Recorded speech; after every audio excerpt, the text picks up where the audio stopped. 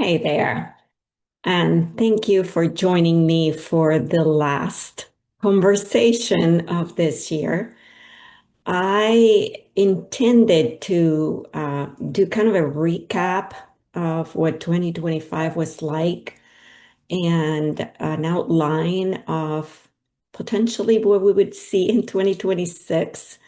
But I decided that at the end of the year, the best thing to do as we approach uh, the holidays and well, for some of us, we're in the middle of the holidays and the end of the year, that it would be best to pause and reflect and look at what 2025 made clear and how to enter 2026 with a perspective.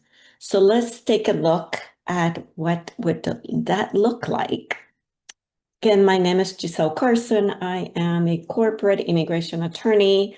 I have been doing this for 25 years, and I am so honored to partner with leading employers that are hiring and supporting foreign talent. So here is what 2025 made clear. We have a talent crisis. Employers continue to face the need for foreign talent. And it is not an option, truly. It is a reality and based on many factors. So it is in the future. It is a now issue. And hopefully our leaders will realize that also.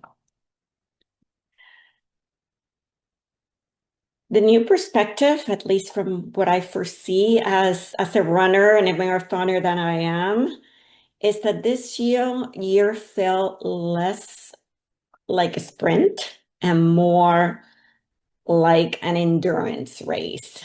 Pacing and long-term perspective was critical to survive, to obtain approvals, and to continue to move forward. And my perspective for the next few years will continue to be that. We're in an endurance event, resilience, preparation, long-term perspective matters tremendously. This year also taught us that, how do we make decisions in terms of immigration matter for many, many reasons. And actually, we knew this, but I believe it reinforced that immigration decisions are directly impacting workforce stability, project delivery, innovation continuity. If you don't have the right person on that seat, it is really difficult to manage your projects and to actually move into innovation, which is so essential.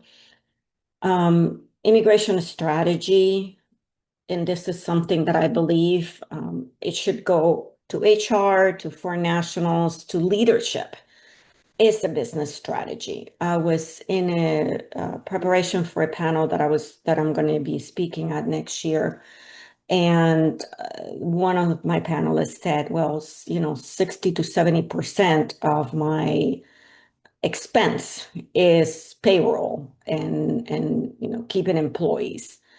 And some of those are foreign talent.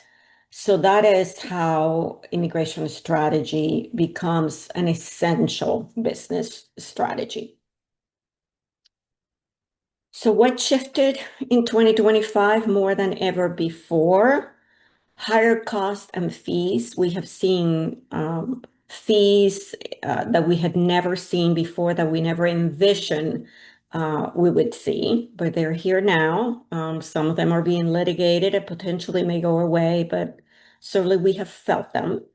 Heightened scrutiny and enforcement, and much, much less predictability across all the immigration processes.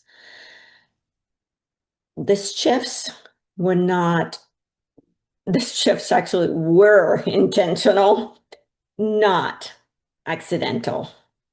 2025 demanded constant uncertainty, and rapid, and let me add to that, a strategic, mindful change. It wasn't just a matter of reacting rapidly, because that could have led to really significant, difficult results, many of which we didn't want.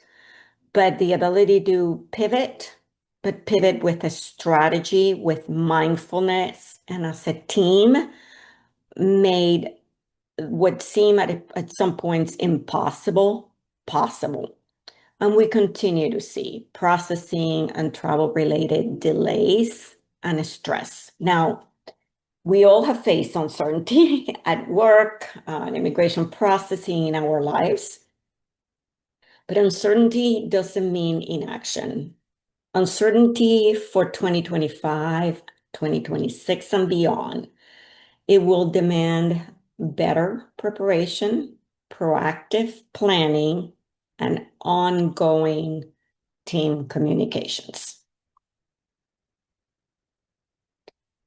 What employers and to some degree foreign nationals can control, and that is what we need to focus on: internal data, I-9s, roles, locations, communications as to what is happening, consult legal counsel, pause, explore the things that you can control. Early alignment, as we move into the new and very unknown, really at this point, H-1B cap season, which will be potentially very different than anything that we have seen before. Planning proactively for the job duties, wages, and other narratives will be critical. Strategic planning and not reacting filing becomes essential. So control what you can, control what we can, and plan for what you cannot. So as we approach January, my goal is to start calmly with a plan, based on what we have learned, assess what comes our way, and plan forward again as a team with strategy, communications, and calmness. Clarify what is known and what is not. So there are some things that we know, and I will be doing more of these conversations into the new year, as I always have. And I look forward to letting you know what we know and what we don't know, and planning with you based on what is available with mindfulness and a strategy. And last, your advantage going into 2026 is preparation, perspective, partnership. Preparation, perspective, and partnership. When this align, organizations, people move forward with confidence, even in times of uncertainty. Thank you. Have an amazing holiday season, and I look forward to coming back and conversing with you in 2026.